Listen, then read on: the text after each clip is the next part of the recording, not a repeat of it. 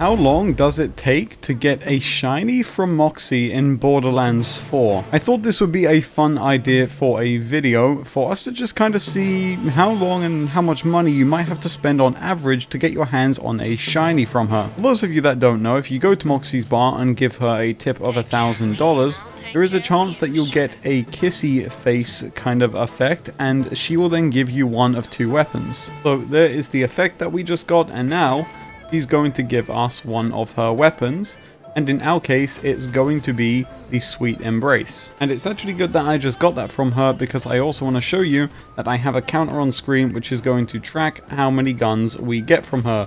So in our case, that would be 1. I'll give you guys a heads up before the video starts though, that being in Moxxi's bar in Borderlands 4 does give you a major endgame spoiler, so if you haven't beaten the game and don't want to be potentially spoiled, I would recommend clicking off of the video. Not saying that there will be spoilers, but just in case there is, you may want to look away. But first of all, what is a shiny in Borderlands 4? I've said this a few times already, but if you still are unaware, a shiny is a version of a legendary that has an extremely small percentage to drop when you get the legendary, and it's indicated by its rainbow effect around the base of the beam.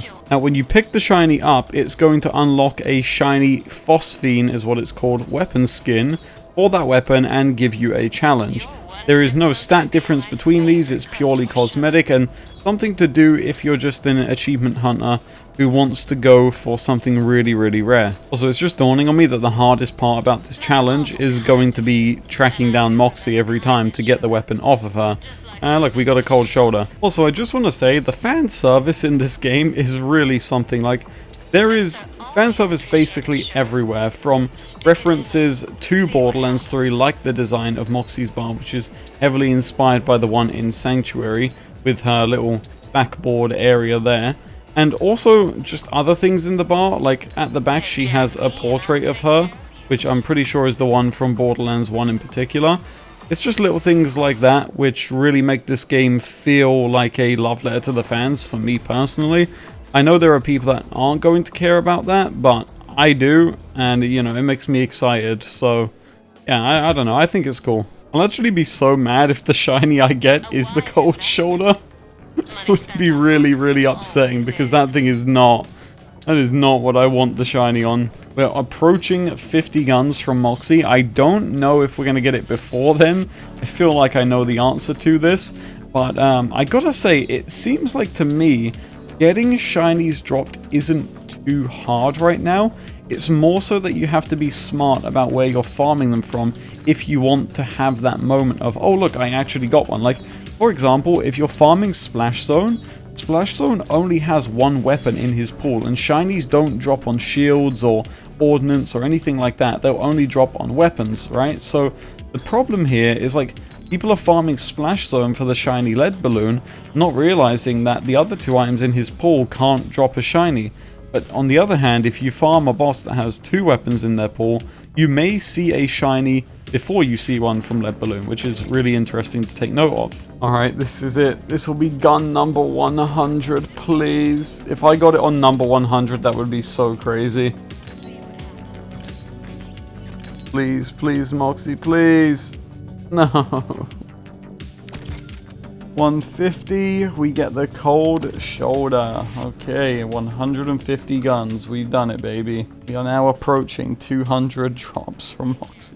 This is just for one shiny, by the way. Like, this isn't even... This makes my 4 shinies in one day even more absurd. Hasn't been optimal. I've been slowing down. I have not been doing good with these pulls. I need to go faster and harder, and it's not ideal. I could be past 200 right now if I was just being a little faster, but nope. I'm not being optimal, and because of that, I will most likely never get this.